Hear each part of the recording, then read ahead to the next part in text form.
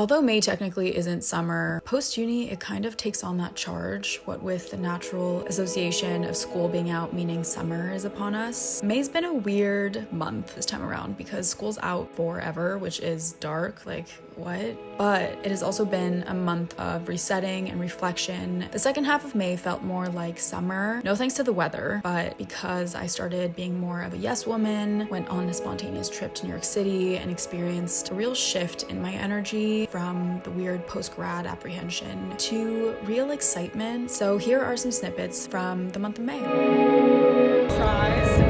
No,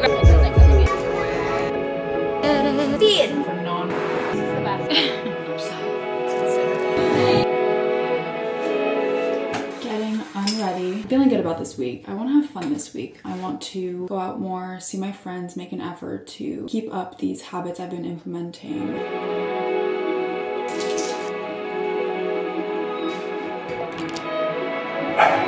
Jamie, it's me.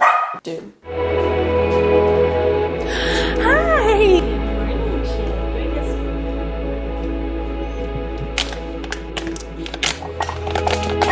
Editing this back has made me realize the power of words. Just affirming what energy I want to be channeling and the things I want to be doing aloud has made such a difference in how I experience life lately. It really feels like I have way more agency over how I live things, even as I let life kind of come at me in all its ebbs and flows. Being a yes woman, as I like to say, involves letting go, which I struggle with. I love to control things and truly struggle when I can't. And so being intentional and saying yes without knowing what will come of it has been a very rewarding challenge. It means that I find my power in choosing to let go rather than in holding on tightly to things I know I can control. So it's like power over choice rather than power over outcome, I guess. All that to say that this mindset has led me to enjoy things way more and to be so much more present. I spent most of May frolicking around in Cezanne. They have the most beautiful spring pieces, crochet tops and dresses, cute crew necks, gorgeous totes. Thank you, Cezanne, for sponsoring this video. As always, such a treat. These are some pieces I've been loving. First, this crochet dress, which I wore on a long walk with Mila on this sunny day. It's a button up so you can play around with how much skin you want to show. It also would be great as a swim cover up. It's so playful and cute. This crochet tank is another favorite for the warmer days. It's so adorable and summery. I love to wear it with a nice lace bra under and only button a few buttons. And this top is also the cutest. I love stripes and I love blue. It's a very Scandi looking top with the ties in the front. The star of the show for me has been this bag lately. It was my carry-on to New York and just fits the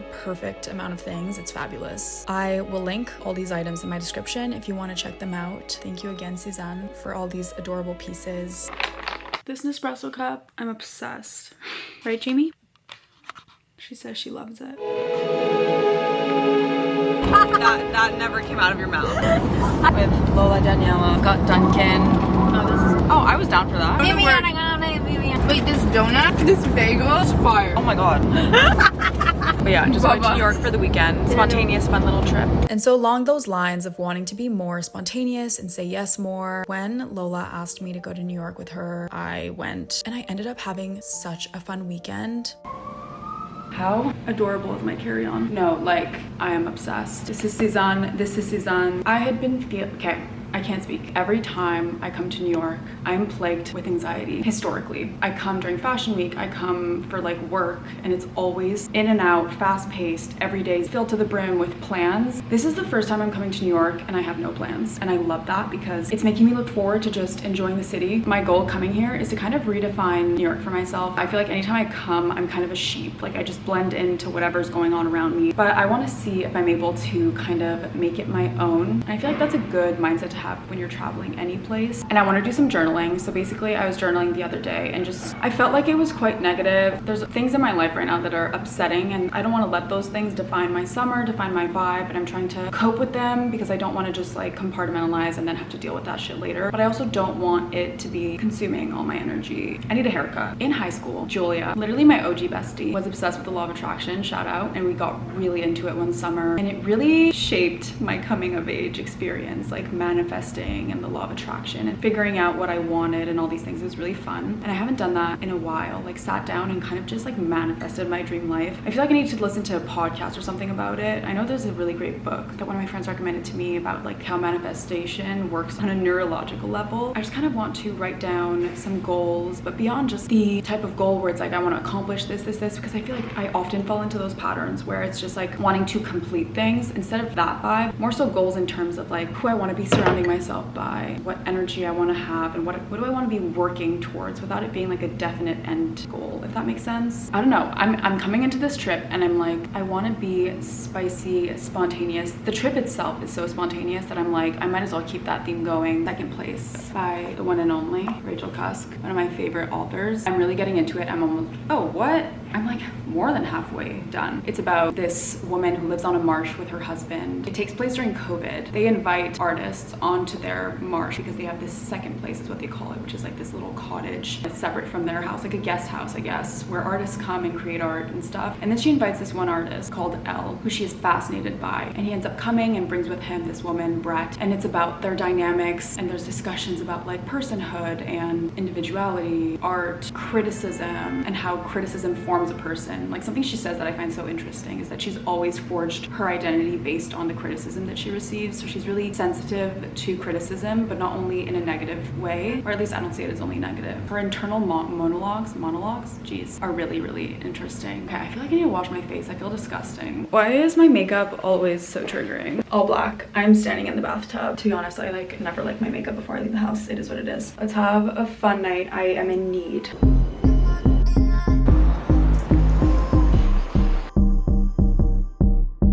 We went out the first night, which took me out for like 48 hours.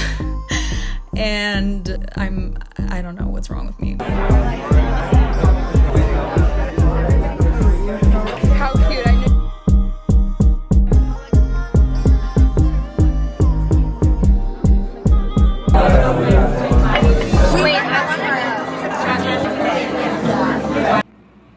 I'm a corpse of a human right now. Got ready. It's time to leave the house. It's 12. I got home at 8? 9.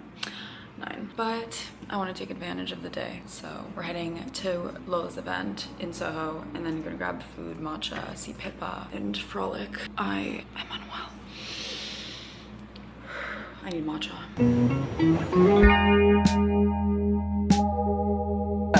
It was like everything. That literally makes me want to throw up. No.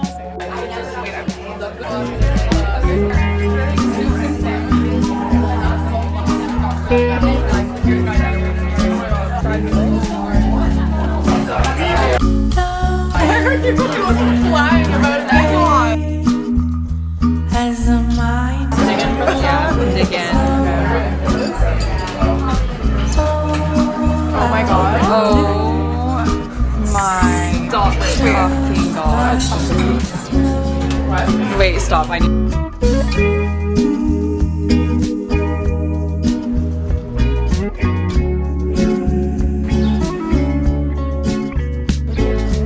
words hold power.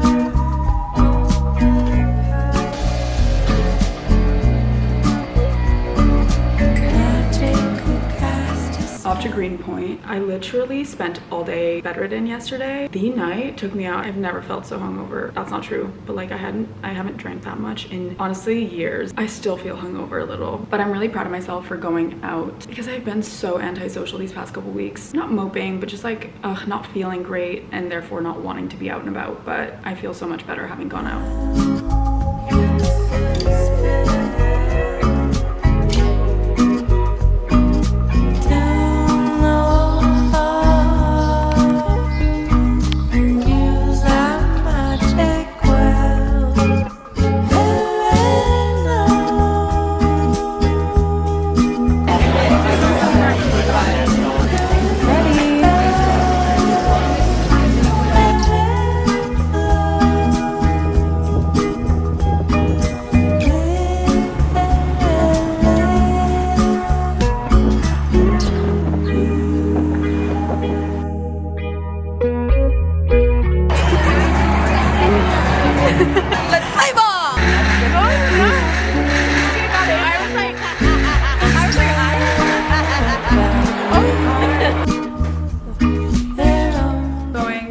rooftop, and then gonna get sushi. But yeah, today is so warm. I'm wearing my Susamsa, and then this is Renee's top. It's from Heather. Cute. I love it.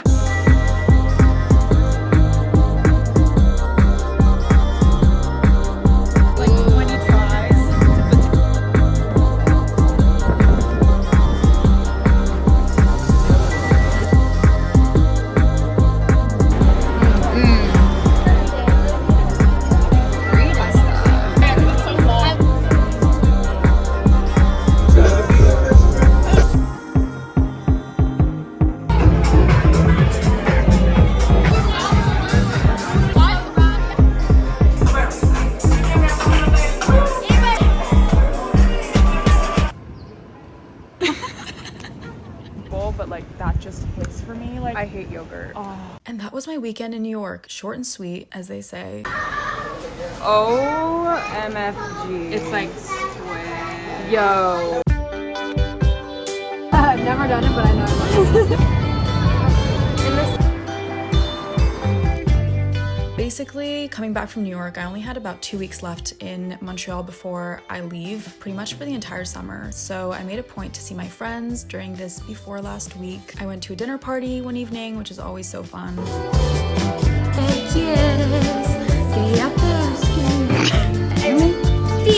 this is so much better.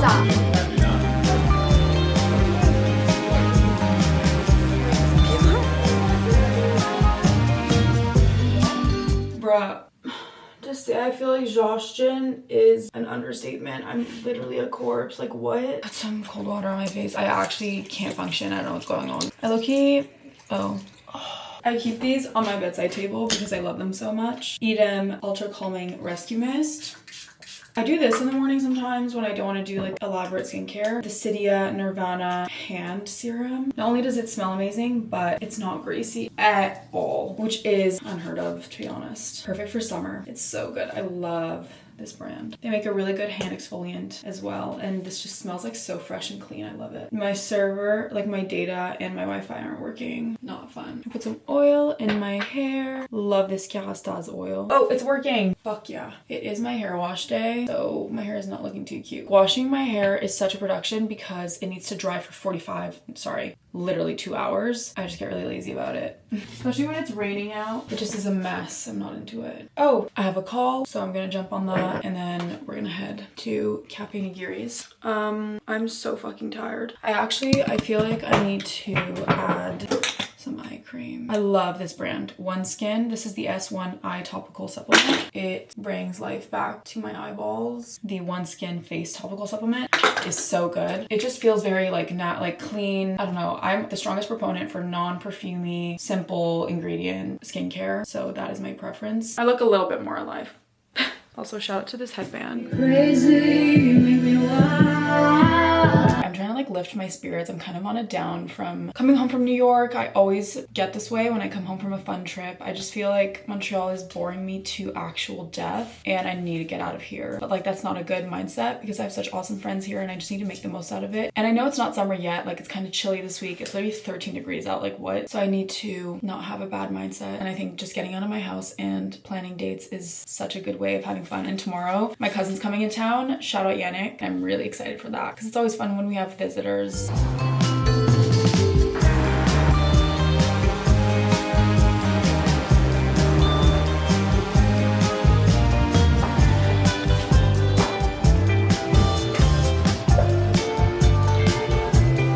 green.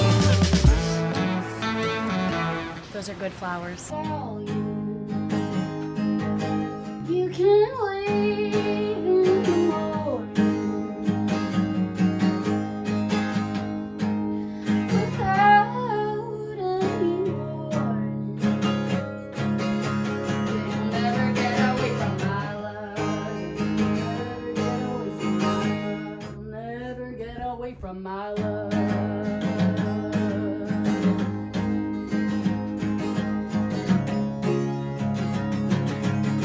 Yeah, it's whatever. Obsessed.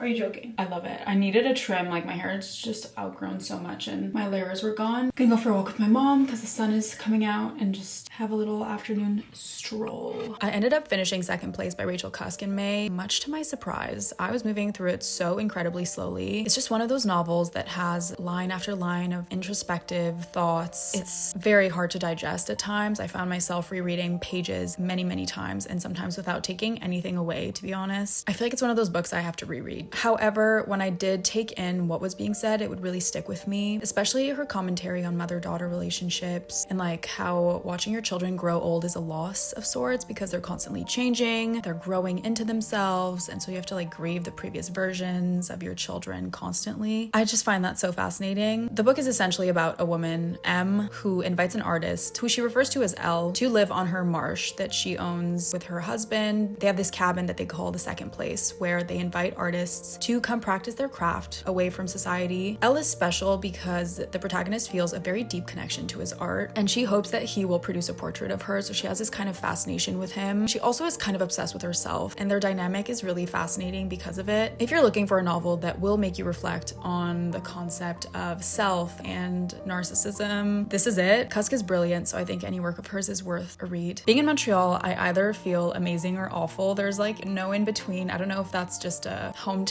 kind of thing. I don't know. I'm just kind of aching to get away and that makes me super excited, but it also makes being present really hard. I'm like bored to death here and I think it's really because so many of my friends are gone and I just feel a bit lonely, which is okay. It's been forcing me to spend time with myself, which I've really needed to do. I'm just looking forward to closing this chapter fully. I have a hard time with the in-between kind of in limbo vibe that the month of May has kind of represented for me. Girls' night.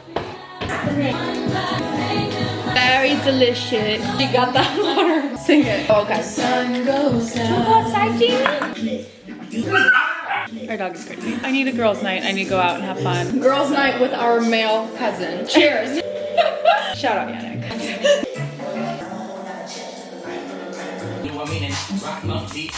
I have such a good feeling about this summer and I can't wait to share what's next. Thanks for watching and I'll see you in the next one.